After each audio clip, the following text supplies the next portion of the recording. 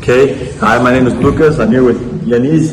Good to see you, man. Good to see you Thanks too. for joining us for this quick interview. No problem. So my first question is, why English? Why did you choose English? What inspired you to learn English and speak English? It's a long story, but I'm gonna try to break it down. When I was very young, I've been in love with music since I don't know, I cannot even count. But my mother has this phone, and she whenever she would go to work, she would leave me with the phone. So I would stay the whole day listening to music. Right. So back then I would listen to Bruno Mars, Okay. Usher, Chris Brown, Justin Bieber, Nice. and then I think that I first fell in love with the music, but the music was in English, so Okay. it kind of started there. So when I was growing up, I was like, no, I love this because I'm constantly listening to this Right. kind of music, but I don't understand the thing. Yeah. So let me just try to practice and see if I can learn, and then I just learn by myself. Yeah, nice. What were your, I don't know, did you learn some vocabulary from music, or you Yeah, actually, I think that it all started from that because I would write the song on my books, and then I would try to sing them. So, automatically I would be learning the vocabulary and also be practicing, the pronunciation because I would sing. I'm a singer. Right. Actually. Oh, cool. So yeah, that's Nice. what I do. Yeah, that's cool. Very cool. And what, I guess, did you ever have any moments where you listened to the song, you didn't understand anything in English, but then a couple years later you listened again and you understood? It happens. That's It always happens. cool. That's why I'm always listening to the same music over and over again. Right. Yeah, because there are passages that I don't really understand. No, not now. Now Yeah. actually I do get everything. Actually, everything, almost everything. So back then it was just like that. We listen to a song and then there's a verse that I wouldn't get it, and then sometimes I would go and Google it to see the lyrics and the meaning. Right. But it's different when you listen and you get what the singer is saying. Right. Yeah, In the first hand. So That's always a redeeming moment. yeah, definitely. Do you speak any other languages? Actually, yeah, Spanish. Oh, you speak I Spanish? say Spanish. ¿Hablas un poquito de español? No, porque yo hablo mucho. Ah, sí, mucho español. Muy ¿Cuántos bien. años está estudiando español? La verdad, yo empecé a estudiar español, pero mi mamá y mis amigos dijeron que español en aquella altura no era muy famoso, pues así decir. muy conocido. Entonces, muy conocido. Entonces dijeron que todos sabíamos que yo tenía una gran pasión por inglés, entonces dijeron para que yo dejase español y aprendiese inglés, pero ya hablo español desde muy pequeño. Okay, Muy cool. pequeño. Entonces era más la inspiración de su familia mismo. Yeah. Okay, Y cool. también mi inspiración, porque Sí, yo sí. siempre fui un gran fan de American pop culture. Sí. Entonces mis canciones todo eran en inglés, pero español no sé cómo siempre fue algo fácil para mí. Sí. Entonces, yeah. Okay, cool. Yeah.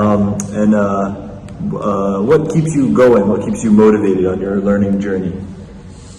I don't know. Actually, when I was really young, I was, as I said, it all started from songs, music, and then whenever I would listen to a song and then I would understand everything that was being said in the song, that would be like some sort of motivation for me. But when I was growing up, I kind of stretched my concepts about things, and then I started to perceive English not just like a song, not just to understand American pop culture, but as a tool to communicate internationally. So Right. every single time that I see that I'm improving, and I get these doors open for me because I go to places and then they only speak English and then I'm speaking English, Right. so it's a kind of motivation for me. Definitely, yeah. So. That should be a very, very strong motivation, especially since your English is so good. I think you No, speak it's well. not and you that. can- Not that. It's not It opens that. a lot of doors for professional opportunities Of and course. just also to have access to, more parts of globalization. So that's cool. Yeah, cool. And how much do you study English every day, and what do you usually do to study? I'm gonna have to be honest. Right now, I'm not doing anything. I don't know why I'm being so lazy recently, but there was a time that I would spend the entire day locked in my room, looking for expressions, listening to music. I mean, the whole day, all day long in my room, especially. There was a time when I entered, because now I'm a junior, but when I was a freshman, actually I had a scholarship to America. I was going to start. I don't know. It's Oregon or Oregon. I don't know. Oregon, yeah. Oregon University. So back then I was like trying to do everything that was in my capacity to be able to pass a TOEFL test. Right. So I was studying like a crazy. I would burn the midnight oil every day, every day trying to get advance as fast as possible. But now recently I'm not doing anything. I don't know why, but I'm gonna change that. Did you ever take the TOEFL exam? No. No, you never took it? No, okay. no. Yeah, you gotta apply to some U.S. Exchange programs, because if you get to a certain phase of the acceptance, if you get an interview or if you're a semi-finalist, then they pay for you to take the exam at the embassy, and it's all included, and they pay for your travel there. You go to the embassy, you take it at the American Center there, the TOEFL exam, and you have the certificate valid for 2 years. So. Yeah. Actually, that time I had to pay myself. Oh, really? Okay. So, yeah, that was like tough because I really had sent the motivational. I mean, everything was already done. Right. The only thing missing was a TOEFL test. Yeah. Okay. So, yeah, the time was running, and then I didn't have the money at that specific time. Right. So I ended up not taking the test. Yeah. And not doing so. Oh, that's unfortunate. Well, yeah, keep working towards it. We had a workshop this week for TOEFL. We did a big workshop with activities and everything. Yeah. But yeah. I was frustrated that I missed it, but I had class. It's usually during class time for students. But how do you think English will be helpful in your future? I mean, it's going to be always linked to the beginning. This has been my dream since I was a kid, to go to America and live there, even if it's not forever, but go there and spend my time there. And when I was growing up, this was like some sort of an illusion dream, because I didn't know if this was going to happen. But as I was growing up and as I was developing my English, even now I see that it's not as impossible as it seems to be. So I think that I'm gonna go there. Right. I'm gonna go there. So yeah, that's why English will be important for me.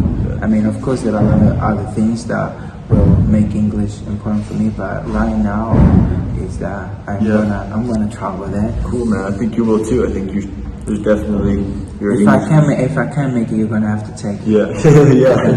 We'll go in the luggage. Cool. No problem, as long as I get there. Yeah, but and then do you set milestones for yourself, and where do you see yourself in 1 year from now in the English speaking journey? I don't know. You're gonna have to rate me, because it's hard for me to rate myself. How is my English? But as I said, lately I've been very, very, very lazy. But as I said, I'm gonna change that. So definitely next year I'm gonna be on a different kind of level, really advanced, because I'm always doing everything in my capacities to get to that level. So yeah, I will. Yeah, I will wish you best of luck. I think you're on the right path and you're doing all the right things, and your English is great. So congrats, man. Thank you. Thanks for watching the interview.